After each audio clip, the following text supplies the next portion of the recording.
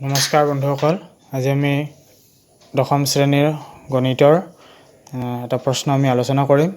এই প্ৰশ্নটোত কোৱা আছে প্ৰমাণ কৰা যে ৰুটটো অপৰিমেয়। অপৰিমেয় আমি প্ৰমাণ কৰিব লাগিলে বিৰুদ্ধভাৱে আমি ধৰি ল'ম ৰুটটোতো পৰিমেয় বুলি। পৰিমেয় সংখ্যাৰ ক্ষেত্ৰত আমি কেনেকৈ জানো যে পৰিমেয় সংখ্যাবিলাক a/b বা p/q আকৃতিত প্ৰকাশ কৰিব পাৰি। গতিকে a আৰু b য'ত bৰ মানটো কেতিয়াও শূন্য হ'ব নোৱাৰে। সহমৌলিক দুটা সহমৌলিক মানে দুয়োটা একৰ বাহিৰে বেলেগ সংখ্যাৰে হৰণ নাযায়, অৰ্থাৎ সাধাৰণ উৎপাদক a আৰু bৰ 1।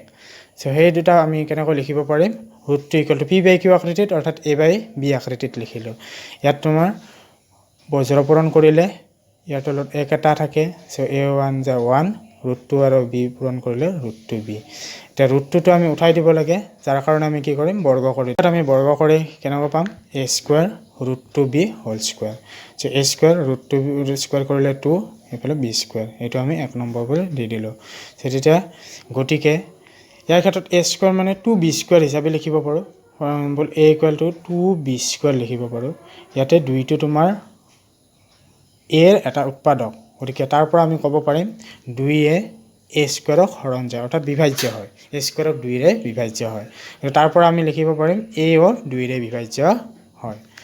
সেয়া আমি কি ধৰিম, এইটো যিহেতু 2ৰে বিভাজ্য হয়, আমি 2c হিচাপে যিকোনো এটা অখণ্ড সংখ্যা হিচাপে আমি ধৰি ল'লোঁ a ইকুৱেল টু 2c।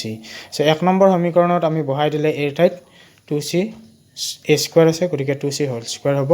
ইয়াত 4c স্কুৱাৰ আহিব, 2b স্কুৱাৰ। ইয়াৰ পৰা আমি b স্কুৱাৰৰ মানটো উলিয়ালে 2ৰে হৰণ হৈ যাব।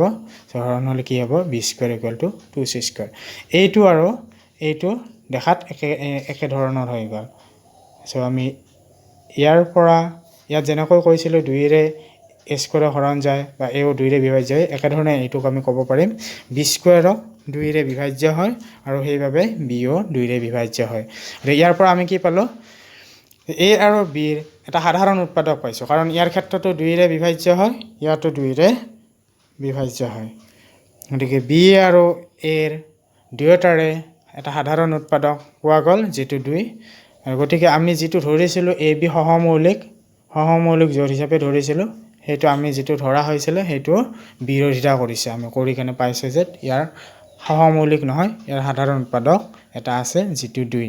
গতিকে আমি যিটো ধৰিছিলোঁ পৰিমেয় সংখ্যা, সেই পৰিমেয় সংখ্যাটো কি হ'ব, আমাৰ ধৰা যিটো আছিলে সেইটো ভুল হ'ব, অৰ্থাৎ ৰুটটোতো অপৰিমেয় সংখ্যা।